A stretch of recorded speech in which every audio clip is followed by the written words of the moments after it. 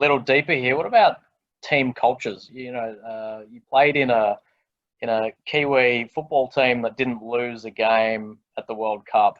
Uh, you know, Kiwis generally are a nation small in number but huge in sporting success. So there must be something interwoven that you've learnt around building teams and building great functioning, high performing teams that you've then imposed on the culture of Allbirds. Because one thing that struck me when I came to visit you in your office is just the humility of everyone in the office. Everyone's said hello.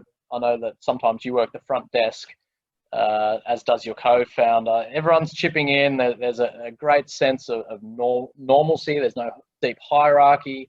What did you take from a few of the teams that you learnt, that you played in, that you took away, cultural elements that you put in place?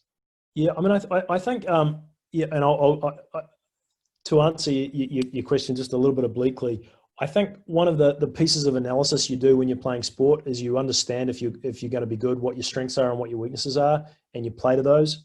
And similarly in your analysis for me, in terms of what was going to happen next, chapter 2 of my kind of career, that analysis of what I was good at is pretty important, because I think it allows you to sort of carve out a niche for yourself. And to your question, the earlier question about the job interview, I realized there was kind of two things that I was good at. I had an instinct for product and design, like that was something I loved, and I found like I was quite good at and understanding. And the second thing was teams. Like I'd come from that, and I realized I felt like those two things were maybe my unfair advantage, and that I needed to place myself in a situation where I would be able to do that if I was going to be successful, in the same way that you pick your sport partly because of what you love, but also partly because of what you're good at. And so that was similarly how I've sort of set up, Allbirds, is that I've done it with a co-founder who largely handles the business and operations and finance side of it. And I work on the product piece, and we both work on it, but I have a real interest and a deep interest in team culture. And I think it's one of those ones that, I think you've done it for so long without even realizing it. You've picked up the elements of what it takes to be part of a high performing team. This idea of there's lots of ways to win, but there's a really good way. And that is when you approach a really tough challenge with a sense of humor, and that you do it with honesty that's built on trust.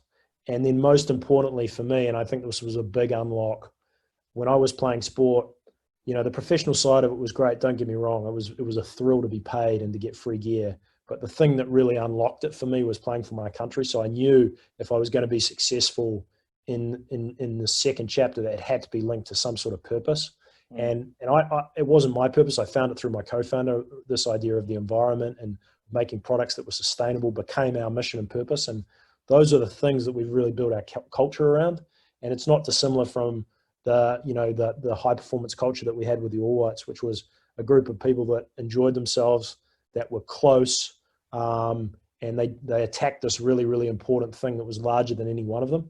And they were prepared to sacrifice. And that's the bit you miss. Everyone talks about missing the locker room. I don't really miss the sport, but you do miss that feeling of being part of that group, the power of being in a group pointed towards something. And I certainly feel like we've tried to, in a slightly different way. You're never going to get it as pure. We tried to do the same thing at Allbirds, and it's, to a certain extent, it's kind of working. And I would like to think that experience has really helped me sort of frame this new version of things. There's no doubt of the biggest friction point of scaling into a big business is scaling the people and culture, and that's proved time and time again. So I think you have a natural advantage. There's no doubt about that with your other experiences, and there's no doubt there's some great similarities between being a CEO and being a coach, because eventually your business becomes so big that there's no doing you've got 450 people to do.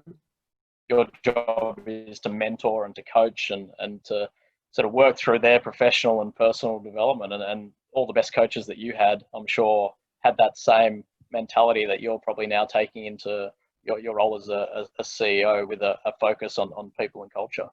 Well, but I think that's exactly right. I think you play sport, high performance sport, but no one ever gives you the labels or the terms. And I found myself going to business school, and I had this moment in time. I was like, shit, everyone's coming here to learn the stuff that I just instinctively already understand because I've been a part of a high performance team in pressurized situations for off and on for the last decade.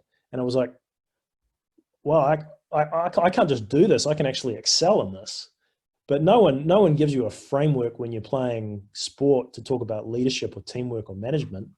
They just want you to go win the game for the most part. And so all of a sudden, I think it was a moment where I took an enormous amount of confidence from the experience. But unless I'd gone through that, I don't think I would have seen it. Yeah. And so, it's funny. You go from one environment to the next, but there's a whole process here where you put language around what you know, where you're able to articulate what it's like to be in a team, to articulate your point of view on leadership. You're never asked to do that when you're playing. And in a business context, it can become very powerful and important part of your story. So I definitely think I've gained a lot of confidence in sort of leaning on my experience before. And look, we'll go into some big meetings and stuff and everyone will be nervous about being under pressure. And I'm like, this is nothing. You don't, you don't really know. Yeah. You don't really know. There's a common thread for sure. I'm going to encourage people to start